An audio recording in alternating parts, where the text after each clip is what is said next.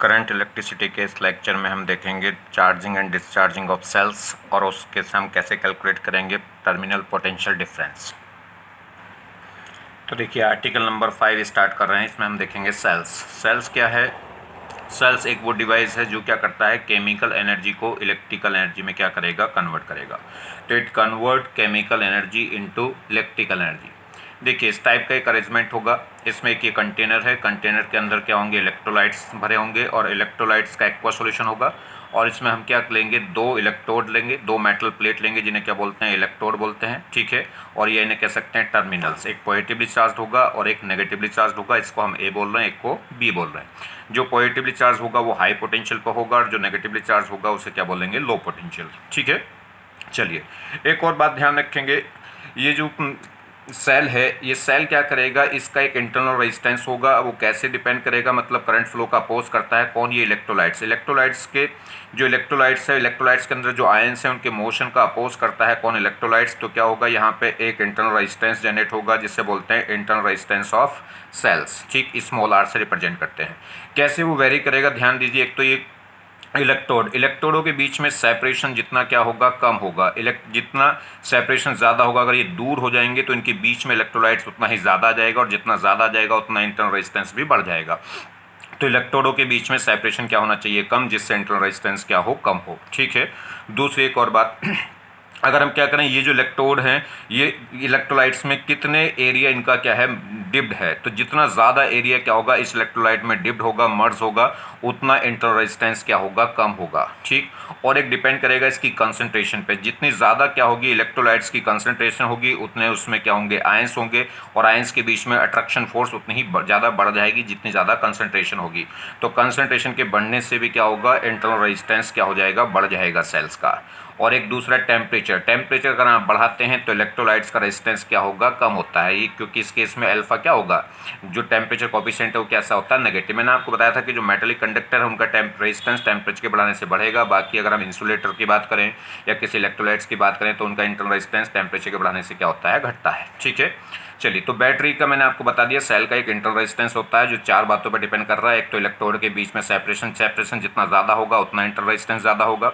दूसरा बताया इनके जो एरिया है, प्लेटों का जो एरिया है वो कितना ज़्यादा एरिया इलेक्ट्रोलाइट्स में मर्ज है, जितना ज़्यादा एरिया मर्ज होगा उतना इंटरनल रेजिस्टेंस क्या होगा, कम होगा, कह सकते हैं सेल उतना अच्छा होगा। तो इनके प्लेटों के बीच में सेपरेशन कम होना चाहिए जिससे इंटर रेजिस्टेंस कम हो, और ज़्यादा से ज़्यादा एरिया इलेक्ट्रोलाइट्स में मर्ज होना चाहिए जिससे इंटर रेजिस्टेंस कम हो। इसकी कंसंट्रेशन लो होनी चाहिए जिससे इंटर रेजिस्टेंस कम हो, ठीक। और दूसरा क्या होना चाहिए, इसका टेम्परेचर भी लो होना चाहिए, क्योंकि टेम्परेचर बढ़ाने से, वो टेम्परेचर बढ़ाएंगे तो रेजिस्टेंस कम, तो टेम्परेचर हाई होना चाहिए। तो चार बातों पर डिपेंड कर गया। और एक बात ध्यान रखिए, आइडियल सेल कौन होगा, आइडियल सेल वो होगा जिसका इंटर रेजिस्टेंस क्या हो जाए, जीरो। जिसका इंटर रेजिस्टेंस जीरो हो जाए वो क्या कहलाएगा, आइडियल सेल। चलिए तो इसमें हमने क्या लिया, ए और बी क्या हो गए, दो इलेक्ट्रोड्स हो गए, या क्या बोल सकते हैं इन्हें, terminals, positive and negative terminals. ए क्या हो गया, पॉजिटिवली चार्ज, इसे बोलेंगे हाई पोटेंशियल, और बी क्या हो गया, नेगेटिव चार्ज, इसे क्या बोलेंगे, लो पोटेंशियल। कैसे इसे रिप्रेजेंट करेंगे कॉपी पे, क्योंकि कॉपी पे हर बार इस टाइप से कंटेंट तो हम बनाएंगे नहीं। तो देखिए क्या है, इसको रिप्रेजेंट करने का तरीका ये है, हमारे पास ये पॉजिटिव इलेक्ट्रोड हो गया ए और ये नेगेटिव टर्मिनल्स हो गया बी, और इसकी ये पॉजिटिव प्लेट्स हो गई। देखिए जो ए जिससे जुड़ी है वो पॉजिटिव प्लेट और बी जिससे जुड़ी है वो नेगेटिव प्लेट। नेगेटिव प्लेट को स्मॉल छोटा बनाएंगे और पॉजिटिव प्लेट को बड़ा बनाएंगे। इन दोनों प्लेटों के बीच में एक इलेक्ट्रोलाइट्स होगा, इस इलेक्ट्रोलाइट्स की वजह से एक इंटरनल रेजिस्टेंस होगा स्मॉल आर।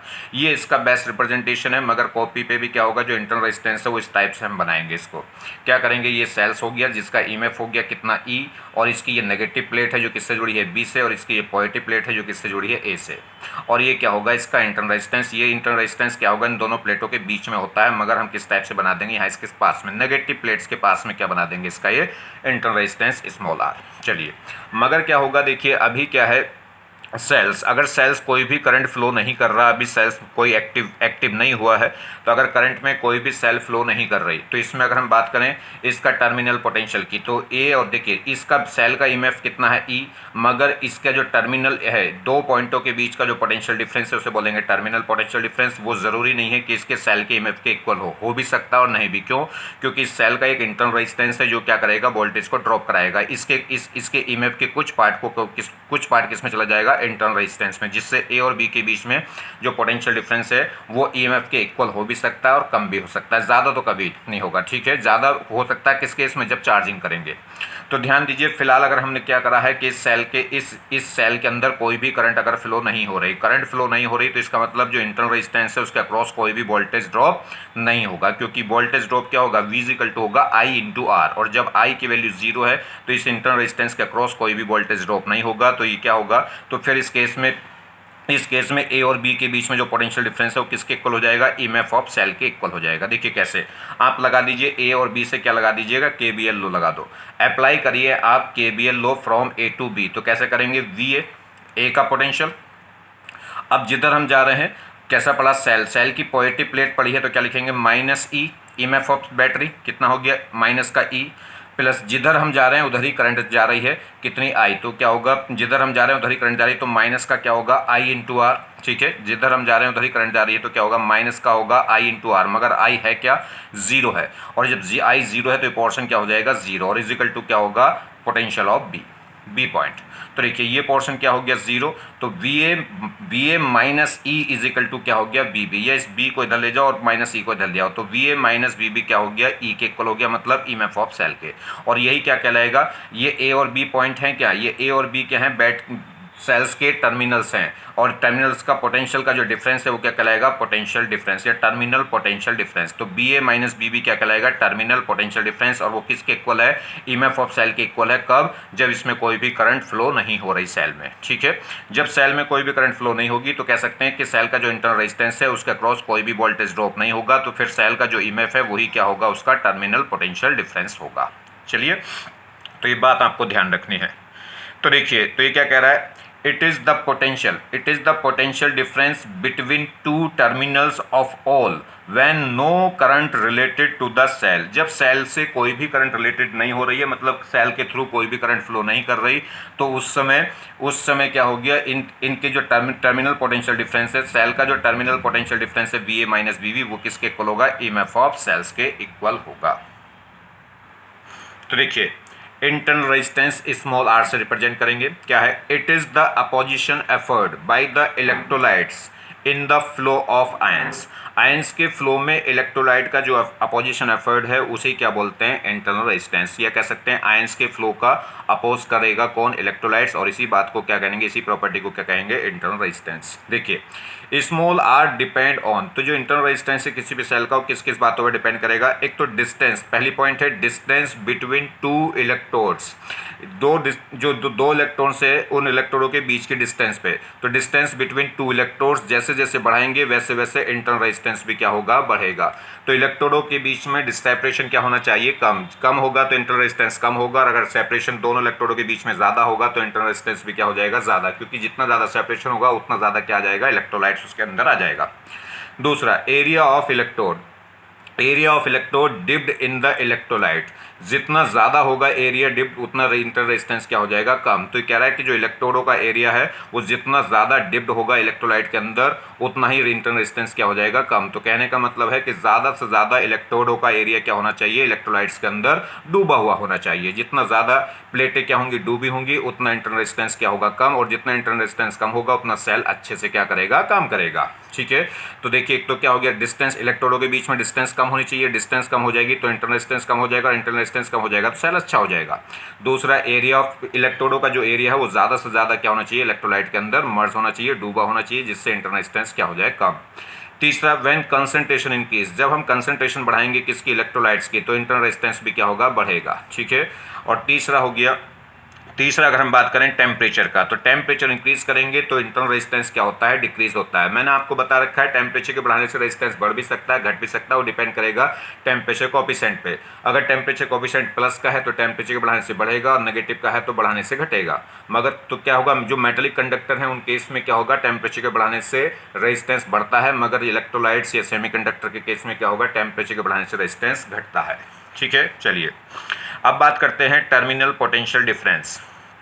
तो टर्मिनल पोटेंशियल डिफरेंस मतलब बैटरी पे जो दो टर्मिनल्स हैं ए और बी, ये कह सकते हैं पॉजिटिव और नेगेटिव टर्मिनल्स, उनके बीच में जो पोटेंशियल डिफरेंस है वो उसे क्या बोलेंगे, टर्मिनल पोटेंशियल डिफरेंस। अब ये सेल के ईएमएफ के इक्वल हो भी सकता है और नहीं भी। अभी हमने देखा था जब क्या है, जब सेल्स के थ्रू कोई भी करंट फ्लो नहीं कर रही तो उस समय जो टर्मिनल पोटेंशियल डिफरेंस है वो किसके इक्वल आ गया था, बैटरी के ईएमएफ ऑफ सेल के इक्वल। चलिए तो देखिए टर्मिनल्स पोटेंशियल डिफरेंस TPD, ठीक, it is the potential difference between two terminals of cells when some current related to the cell। ये कह रहा है जब सेल के थ्रू कोई करंट क्या होती है, रिलेटेड होती है, मतलब फ्लो करती है, तो उस समय सेल के जो टर्मिनल्स हैं उनके बीच में जो पोटेंशियल डिफरेंस है उसे ही क्या बोलते हैं, टर्मिनल पोटेंशियल डिफरेंस। क्लियर होगी बात। सेल्स के थ्रू जब भी कोई करंट रिलेट करेगी तब उस समय जो टर्मिनल्स के बीच में जो पोटेंशियल डिफरेंस है बैटरी के, वो क्या कहलाएगा, टर्मिनल पोटेंशियल डिफरेंस। तो it is the potential difference between two terminals of cell when some current related to the cell. अब क्या है, terminal potential difference depend on current and direction of current. जो terminal potential difference है वो depend करेगा एक तो current की वैल्यू पे, करंट का कितना मैग्नीट्यूड है, करंट कितनी करंट फ्लो कर रही है, और साथ में करंट की डायरेक्शन, किस डायरेक्शन को करंट फ्लो कर रही है। कैसे डिपेंड करेगा करंट की डायरेक्शन पे, जरा देखिए। तो बात करें पहले फर्स्ट केस की। तो पहला केस जब हम क्या कर रहे हैं, डिस्चार्जिंग केस फर्स्ट ले रहे हैं, ए सेल डिस्चार्ज। जब सेल क्या हो रहा है, डिस्चार्ज। सेल डिस्चार्ज होगा मतलब सेल खुद करंट क्या कर रहा है, फ्लो करेगा। सेल खुद अपनी करंट क्या करेगा, फ्लो करेगा। एक और खुद करंट फ्लो करेगा, इसका मतलब क्या है कि सेल के पॉजिटिव टर्मिनल से करंट फ्लो हो रही होगी और नेगेटिव टर्मिनल में करंट एंटर हो रही होगी। ठीक है, तो सेल की डिस्चार्जिंग कब होगी, जब सेल खुद करंट फ्लो करे। और खुद करंट फ्लो कब कर रहा होगा, जब सेल से जो करंट है वो किस से निकल रही हो, पॉजिटिव टर्मिनल से करंट बाहर आ रही हो, नेगेटिव टर्मिनल में करंट एंटर हो रही हो। तो इसकी ये कंडीशन कौन सी होती है, जब सेल्स क्या हो रहा होता है, डिस्चार्ज।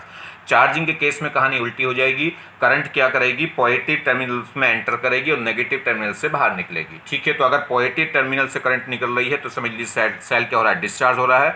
और अगर पॉजिटिव टर्मिनल में करंट एंटर कर रही है तो समझ लीजिए सेल क्या हो रहा है, चार्ज। तो फिलहाल हम कौन सी कंडीशन ले रहे हैं, डिस्चार्जिंग। इस सेल डिस्चार्ज, तो सेल डिस्चार्ज कब होगा, जब current given by the cell. जब करंट कौन दे रहा हो, सेल क्या कर रहा हो, करंट दे रहा हो, ना कि ले रहा हो। ठीक है, तो सेल डिस्चार्ज कब होगा, जब current given by the cell हो, मतलब सेल खुद क्या करे, करंट रिलीज करे। देखिए ये हमारे पास एक सेल है जिसका ईएमएफ कितना है E और इसका इंटरनल रेजिस्टेंस कितना R। इसके दो टर्मिनल्स पॉइंट हो गए, ए जो पॉजिटिव प्लेट जिससे जुड़ी वो A हो गया, जिससे नेगेटिव प्लेट जुड़ी वो B। के कहलाएंगे इसके टर्मिनल, इसके दोनों टर्मिनल्स। ठीक है, और इनके A और B का जो पोटेंशियल होगा, उनका जो डिफरेंस है वो क्या कहलाएगा, टर्मिनल पोटेंशियल डिफरेंस। ठीक है, अब ये देखिए जो इस बैटरी के पॉजिटिव प्लेट से करंट फ्लो कर रही है, मतलब करंट की डायरेक्शन क्या है, B से A की तरफ है। तो इस केस में सेल क्या हो रहा है, डिस्चार्ज हो रहा है।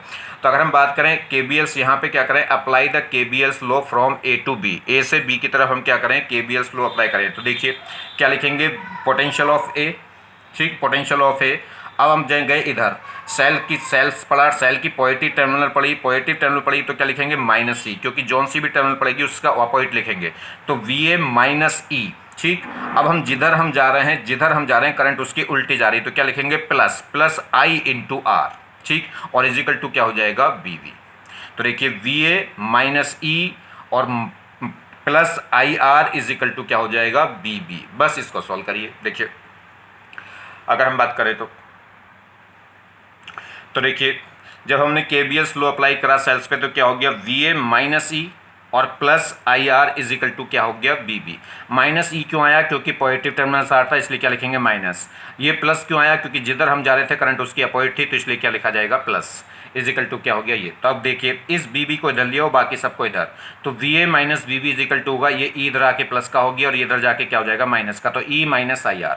और VA -BB यही क्या कहलाएगा, दोनों टर्मिनल्स के बीच का जो पोटेंशियल डिफरेंस है वही क्या कहलाएगा, टर्मिनल पोटेंशियल डिफरेंस। वो कितना आ गया, E -IR। तो देखिए इस केस में जब सेल डिस्चार्ज हो रहा है तो उस केस में जो टर्मिनल पोटेंशियल डिफरेंस है वो ईएमएफ ऑफ सेल से क्या आ रहा है, कुछ कम आ रहा है। कितना कम आ रहा है, -IR। क्यों कम आ रहा है, क्योंकि इतना पोटेंशियल कहाँ ड्रॉप हो जाएगा, सेल के इंटरनल रेजिस्टेंस में क्या हो जाएगा, ड्रॉप हो जाएगा। या कह लो इतना पोटेंशियल, इस ईएमएफ में से इतना पोटेंशियल कौन खा जाएगा, सेल का इंटरनल रेजिस्टेंस, इतना वोल्टेज खा जाएगा। तो बाकी जो टर्मिनल्स पे जो प्लस माइनस टर्मिनल्स है उन पे कितना पोटेंशियल बचेगा, E -IR। इतना पोटेंशियल खुद सेल खा जाएगा, सेल का इंटरनल रेजिस्टेंस खा जाएगा। तो डिस्चार्जिंग के केस में जो टर्मिनल पोटेंशियल डिफरेंस है वो सेल के ईएमएफ से क्या होगा, कम होगा, क्योंकि वो कितना आ रहा है, E -IR। तो जो टर्मिनल पोटेंशियल डिफरेंस है वो सेल के ईएमएफ से क्या हो जाएगा, कम, क्योंकि कुछ पोर्शन कहाँ चला जाएगा, बैट वोल्टेज का इंटरनल रेजिस्टेंस में। क्लियर होगी बात? जरा एक प्रॉब्लम से समझें। देखिए क्या कह रही है प्रॉब्लम, अगर इसमें बात करें, ये कह रहा है इसमें for A cell potential of negative terminals is 5। Negative एक सेल है, उस सेल के नेगेटिव टर्मिनल का पोटेंशियल कितना है, 5, मतलब बी टर्मिनल्स का पोटेंशियल कितना दे दिया, 5 वोल्ट, और ईएमएफ ऑफ सेल कितना है, 20 वोल्ट, और इंटरनल रेजिस्टेंस कितना है सेल का, 1 ohm. If current given by the battery क्या कर रही है, करंट दे रही, मतलब बैटरी क्या हो रही है, डिस्चार्ज। अगर बैटरी करंट देगी तो डिस्चार्ज होगी, और लेगी तो क्या होगी, चार्ज होगी। तो उन्होंने कहा if current given by the battery is कितना है, 2 एम्पियर। करंट जो बैटरी है वो कितनी करंट दे रही है, 2 एम्पियर की दे रही है। तो करंट कितनी फ्लो कर रही है, 2 एम्पियर की, और बैटरी करंट दे रही है, तो इसका मतलब क्या हो रहा है, डिस्चार्जिंग हो रहा है। तो कह रहे हैं then find out potential of positive terminals. तो पॉजिटिव टर्मिनल्स का पोटेंशियल निकालना है। तो देखिए हमने क्या देखा, हमने यही तो देखा, अगर हम बात करें, देखिए हमने देखा terminal potential difference. Terminal potential difference क्या होगा, अगर हम बात करें, देखिए टर्मिनल पोटेंशियल डिफरेंस वो इक्वल था किसके, V A minus B B, यही तो है, positive plates minus negative plates का पोटेंशियल, और वो इजिकल टू कितना आया था, E minus I into R आया था डिस्चार्जिंग के केस में। तो देखिए इसका पोटेंशियल मुझे दे रखा है कितना, 5, ठीक है, इसका पोटेंशियल दे रखा है मुझे 5, ए का मुझे निकालना है, और ई मुझे कितना दे रखा है 20, आई कितनी करंट फ्लो कर रही है 2, और इंटरनल रेजिस्टेंस कितना है 1। तो बस लगा दीजिए। तो यहाँ से क्या हो गया, 20 माइनस 2 कितना हो बचा, ये 18। तो देखिए V A minus 5 equal to कितना आ गया, 18, ठीक है।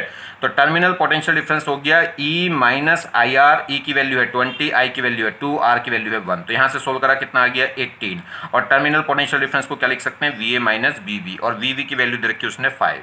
तो बस इसको इधर ले जाइए, कितना हो गया 23। तो ए जो पॉजिटिव टर्मिनल्स है उसका पोटेंशियल कितना होगा, 23 वोल्ट होगा। नेक्स्ट प्रॉब्लम देखिए, देखिए इस प्रॉब्लम की अगर हम बात करें इसमें, तो समझिए ये कह रहा है when A current given by the cell is 2 ampere. एक सेल है जो कितनी करंट दे रहा है, 2 एम्पियर। सेल करंट दे रहा है तो इसका मतलब क्या हो रहा है, डिस्चार्ज हो रहा है। तो when A current given by the cell, देखो गिवन बाय द सेल मतलब सेल क्या हो रहा है, डिस्चार्ज, सेल करंट दे रहा है, कितनी दे रहा है, 2 ampere. Then terminal potential difference is 24, तब टर्मिनल पोटेंशियल डिफरेंस कितना है, 24 है। And when current given by the cell is 4 ampere, then terminal potential becomes 20 volt. Calculate E EMF of cell and internal resistance of cell.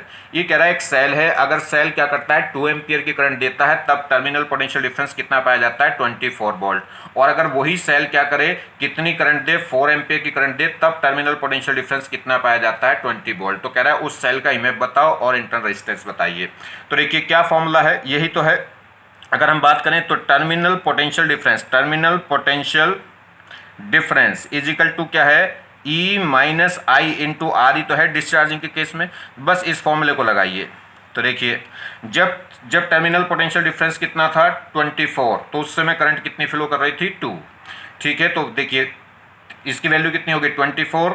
जब terminal potential difference कितना है, 24, तो current कितनी आ रही थी, 2 एम्पियर। तो 24 इज इक्वल टू होगा E minus आई की वैल्यू कितनी हो गई, 2। तो एक इक्वेशन तो ये बन गई। दूसरा, जब करंट कितनी आ रही है, 4 एम्पियर, तो उस समय टर्मिनल पोटेंशियल डिफरेंस कितना आ रहा है, 20। तो एक इक्वेशन ये बन गई। दोनों को सोल्व कर लीजिए। क्या कर लें, दोनों को माइनस कर दो, यहाँ माइनस, यहाँ माइनस, यहाँ माइनस, तो ये माइनस माइनस कैंसिल, और ये माइनस ये प्लस का हो जाएगा, तो कितना बचेगा, ये प्लस का और ये माइनस का 2r, तो कितना बचेगा, प्लस का 2r, और ये माइनस का 20 और ये प्लस का 24, तो कितना आएगा 4। तो 4 इजिकल टू कितना आ गया, 2r, तो यहाँ से r इजिकल टू कितना आ जाएगा, 2 ओम्स। तो इंटरनल रेजिस्टेंस तो कितना आ गया, 2 ओम। अब इस 2 की वैल्यू कोई से भी रख दो, चाहे इसमें रख दो और चाहे इसमें रख दो। देखिए r की वैल्यू क्या रख दो, यहाँ 2, तो ये कितना हो जाएगा, 4, माइनस का 4 इधर जाके क्या हो जाएगा, प्लस का 4, तो 24 प्लस 4 कितना हो जाएगा, 28 वैल्यू आ जाएगी किसकी, ईएमएफ ऑफ सेल्स की। तो देखिएगा हमने क्या करा, कोई सी भी एक इक्वेशन में r की वैल्यू रख देंगे। r कितना आ गया था, 2, तो देखिए 24 is equal to E minus 2 into 2, तो कितना हो जाएगा 4, और जब माइनस 4 उधर जाएगा तो प्लस का 4 कितना हो जाएगा, 28 वोल्ट। नेक्स्ट देखिए, अगर हम बात करें इस ग्राफ की, देखिए क्या है ग्राफ, अगर हम बात करें, ये कह रहा है कि ग्राफ ड्रॉ करिए, ग्राफ बताना है terminal potential difference versus current. Cell में जो करंट है उस करंट के बेसिस पे, करंट के रेस्पेक्ट में टर्मिनल पोटेंशियल डिफरेंस बताना है सेल्स का। तो देखिए यही तो फॉर्मूला है, terminal potential difference is equal to होगा ई माइनस आई आर। जब आई की वैल्यू क्या हो जाए 0, अगर आई की वैल्यू 0 हो जाए तो इंटरनल रेजिस्टेंस में जो वोल्टेज ड्रॉप है वो क्या हो जाएगा 0, तो उस समय जो टर्मिनल पोटेंशियल डिफरेंस है वो मैक्सिमम होता है किसका, ईएमएफ ऑफ सेल के। ठीक है, तो जब आई क्या होगी 0 तो उस समय टर्मिनल पोटेंशियल डिफरेंस किसके इक्वल हो जाएगा, ई के। तो देखिए जब अगर ये टर्मिनल पोटेंशियल डिफरेंस का ग्राफ है और ये किसका है, करंट का, तो यहाँ पे एक्स कोऑर्डिनेट मतलब करंट, तो अगर जब करंट 0 होगी तो वाई कोऑर्डिनेट कौन है, ई, तो वो क्या हो जाएगा, मैक्सिमम हो जाएगा ई। जब करंट 0 हो जाएगी तो टर्मिनल पोटेंशियल डिफरेंस किसको अप्लाई करेगा, ई को। दूसरा, अब क्या होगा, जैसे जैसे करंट को बढ़ाऊंगा तो ये आई आर वैल्यू बढ़ेगी, आई आर वैल्यू बढ़ेगी तो ई में से घटने वाली वैल्यू बढ़ती जाएगी, तो टर्मिनल पोटेंशियल डिफरेंस क्या होगा, डिक्रीज। और फाइनली क्या होगा, अगर देखिए इस आई की वैल्यू, ये टर्मिनल पोटेंशियल डिफरेंस 0 कब होगा, 0 कब होगा, अगर इसकी वैल्यू को मैं 0 रख दूं तो यहाँ से E minus I R is equal to क्या हो जाएगा, 0, या कह सकते हैं आई आर इजिकल टू हो जाएगा ई, या कह सकते हैं आई इजिकल टू हो जाएगा ई अपॉन आर। तो ई अपॉन आर, अगर करंट की वैल्यू क्या हो जाए, ई अपॉन आर हो जाए, तो उस समय देखिए आई की वैल्यू रख दो ई अपॉन आर, आर से आर कट और ई माइनस ई क्या हो जाएगा 0, तो उस समय टर्मिनल पोटेंशियल डिफरेंस क्या हो जाएगा 0। तो जब करंट की वैल्यू ई अपॉन आर के इक्वल हो जाएगी तो उस समय क्या हो जाएगा, उस समय जब करंट कितनी हो जाएगी ई अपॉन आर, तो उस समय ईएमएफ क्या हो जाएगा, टर्मिनल पोटेंशियल डिफरेंस क्या हो जाएगा 0। तो ये ग्राफ क्या होगा, यहाँ से स्टार्ट होगा और सीधा कहाँ मैच करेगा, यहाँ पे स्ट्रेट लाइन क्यों होगा, जरा देख लो, वैसे भी देख लो आप, ये terminal potential difference is equal to होगा ई माइनस आई आर। ये कौन सी है, परपेंडिकुलर क्वांटिटी ले रहे हैं और ये क्या है, हॉरिजॉन्टल क्वांटिटी है। तो स्लोप की इक्वेशन क्या होती है, Y is equal to M X plus C. जो हॉरिजॉन्टल है वो तो क्या हो गया एम एक्स, और जो परपेंडिकुलर वो कौन हो गया वाई, और बाकी क्या बचा इंटरसेप्ट। तो अगर मैं सी की बात करूं तो सी कितना है, तो इंटरसेप्ट इसके इक्वल है ई के, तो प्लस का है तो प्लस का है, तो ग्राफ का यहाँ से शुरू होगा और किस पे शुरू होगा, ई पॉइंट से। स्लोप की बात करें तो m को कंपेयर करिए तो माइनस माइनस से साथ कंपेयर होगा, तो m इजिकल टू कितना हो गया i, तो स्लोप इसमें कैसा होगा, अगर हम c इजिकल टू ये mx, तो स्लोप की बात करें तो यहाँ m की वैल्यू कितनी होगी, माइनस आई, और माइनस आई होगा तो स्लोप कैसा है, नेगेटिव का, और नेगेटिव का है तो इसका मतलब ग्राफ कहाँ जाएगा, नीचे, और i की वैल्यू क्या होगी, तो इस टाइप से क्या करेगा, वेरी करेगा। तो ध्यान दीजिए जब करंट क्या होगी 0 तो उस समय टर्मिनल पोटेंशियल डिफरेंस मैक्सिमम हो जाएगा, किसके हो जाएगा, सेल के ईएमएफ के इक्वल, और जब करंट की वैल्यू ई अपॉन आर हो जाएगी तो उस समय टर्मिनल पोटेंशियल डिफरेंस क्या हो जाएगा, 0। ठीक है, तो यहाँ क्या हो जाएगा, जब आई 0 तो टर्मिनल पोटेंशियल डिफरेंस ई, और जब आई कितनी हो जाए ई अपॉन आर, तो उस समय टर्मिनल पोटेंशियल डिफरेंस क्या हो जाएगा 0। तो एक बात देखिए आपने कि जैसे जैसे करंट बढ़ाते जाएंगे, जैसे जैसे करंट बढ़ाते जाएंगे तो टर्मिनल पोटेंशियल डिफरेंस घटता जाएगा, क्योंकि ई माइनस करके मिल रहा है, तो इसकी वैल्यू जैसे बढ़ेगी वैसे वैसे टर्मिनल पोटेंशियल डिफरेंस क्या होगा, घटता जाएगा। तो जैसे जैसे हम क्या करेंगे, करंट को इंक्रीज करेंगे, वैसे वैसे टर्मिनल पोटेंशियल डिफरेंस क्या होगा, डिक्रीज, और फाइनली क्या हो जाएगा, टर्मिनल पोटेंशियल डिफरेंस 0 हो जाएगा। कब, जब आई की वैल्यू कितनी हो जाएगी, ई अपॉन आर। क्लियर होगी बात। देखिए ये एक्स कोऑर्डिनेट, ये वाई कोऑर्डिनेट, एक्स कोऑर्डिनेट किसको रिप्रेजेंट करेगा, आई को, और वाई कोऑर्डिनेट किसको रिप्रेजेंट करेगा, टर्मिनल पोटेंशियल डिफरेंस को। तो वाई कोऑर्डिनेट यहाँ 0 और एक्स कोऑर्डिनेट कितना है, ई अपॉन आर। इसमें एक्स कोऑर्डिनेट 0 मतलब करंट 0, और वाई कोऑर्डिनेट कितना हो गया, ई मतलब टर्मिनल पोटेंशियल डिफरेंस कितना हो गया, ई। नेक्स्ट देखें,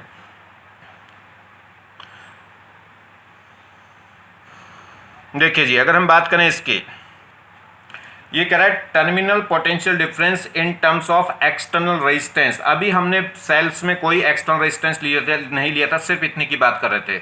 सेल का ईएमएफ था, सेल का इंटरनल रेजिस्टेंस था, हमने सर्किट को क्या कर दिया, कंप्लीट कर दिया, उस पर कोई डिवाइस लगा दी जिसका एक्सटर्नल रेजिस्टेंस कितना है, आर। ठीक है, इस हमने सेल पे क्या कर दिया, कोई भी डिवाइस लगा दी है, कोई भी एक्सटर्नल डिवाइस लगा दी जिसका एक्सटर्नल रेजिस्टेंस कितना है, कैपिटल आर। तो इसके क्रॉस अगर हम देखें तो देखिए यहाँ से करंट फ्लो होगी, सेल इसको करंट फ्लो करेगा, और इस टाइप से करंट प्लस टर्मिनल से करंट जाएगी और नेगेटिव टर्मिनल में करंट जाके एंटर हो जाएगी, और ये पूरा क्लोज लूप हो गया।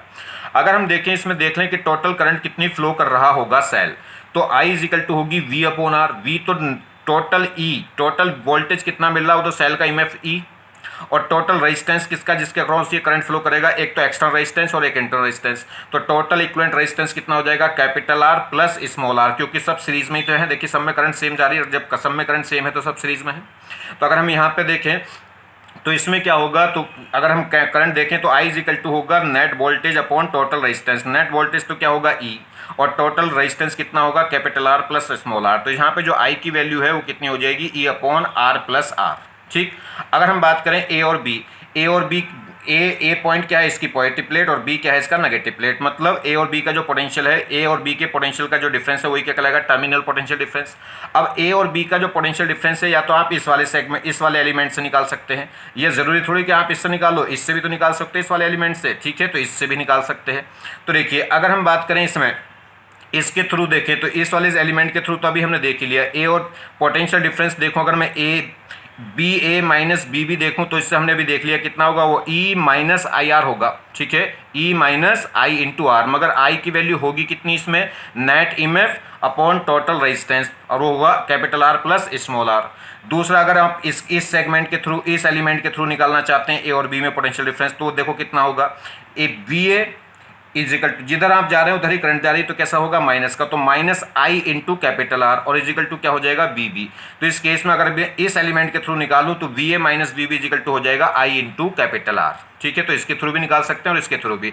इसके थ्रू पोटेंशियल डिफरेंस कैसा आएगा, ई माइनस आई आर, और इसके थ्रू कैसा आएगा, इस वाले सेगमेंट के थ्रू यानी कि V A minus B B, वो कैसा आएगा आई इंटू आर। तो देखिए लगाइए जरा, तो टर्मिनल पोटेंशियल डिफरेंस अगर मैं इसके अकॉर्डिंग निकालूं तो इसके अकॉर्डिंग क्या होगा, टर्मिनल पोटेंशियल डिफरेंस इक्वल होगा ई माइनस आई आर। अभी हम देख पा रहे हैं डिस्चार्जिंग के केस में यही होता है, नहीं तो आप केबीएल लगा लो।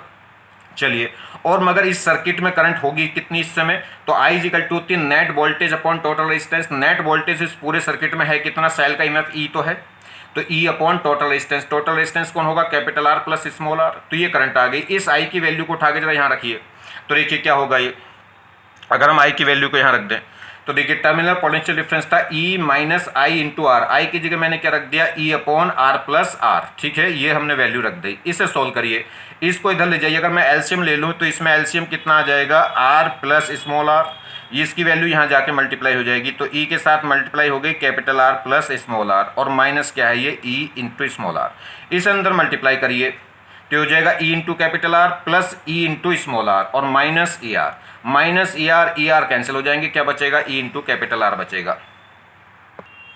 तो देखिए जी, तो टर्मिनल पोटेंशियल डिफरेंस कितना आ गया, E are plus E R minus E are, इस माइनस का ई आर और प्लस का ई आर तो आपस में कैंसिल, तो क्या बचेगा, capital E R upon R plus R. तो देखिए ये जो टर्मिनल पोटेंशियल डिफरेंस है किसमें, एक्सटर्नल रेजिस्टेंस की फॉर्म में, वो कितना आ गया, E into capital R upon total resistance, total resistance कितना हो गया, capital R plus small R.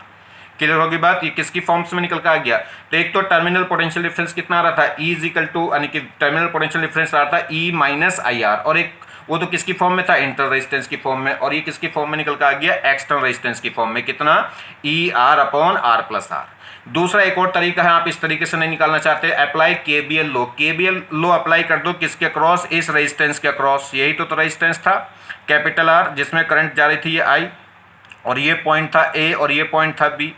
तो देखिए अब जब आप यहाँ से लगाओगे तो क्या होगा, वी ए, देखिए वी ए और जिधर हम जा रहे हैं उधर ही करंट जा रही है, तो क्या होगा, माइनस का आई इंटू आर, ठीक, और इजिकल टू क्या होगा, बी बी लगा दिया, यहाँ से यहाँ तक क्या लगा दिया हमने, केबीएल लगा दिया, तो V A minus I R is equal to V B.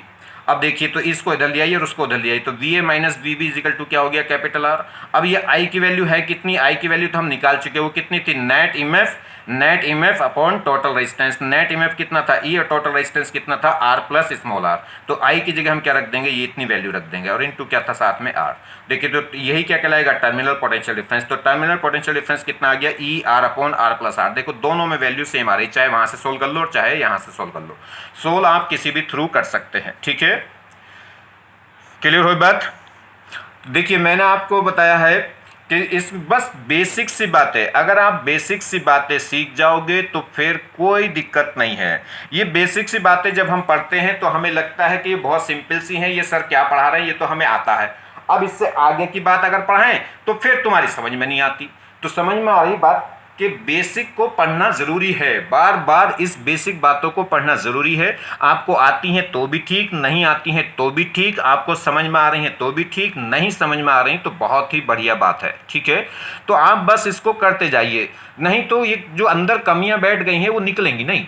आगे बात समझ में नहीं, हर बार ऐसा जब भी पढ़ने जाओगे ऐसा लगेगा या तो हमें आता है या ऐसा लगेगा हमें समझ में नहीं आ रहा, और फिर बस दोनों जगह बात अटक जाएंगी।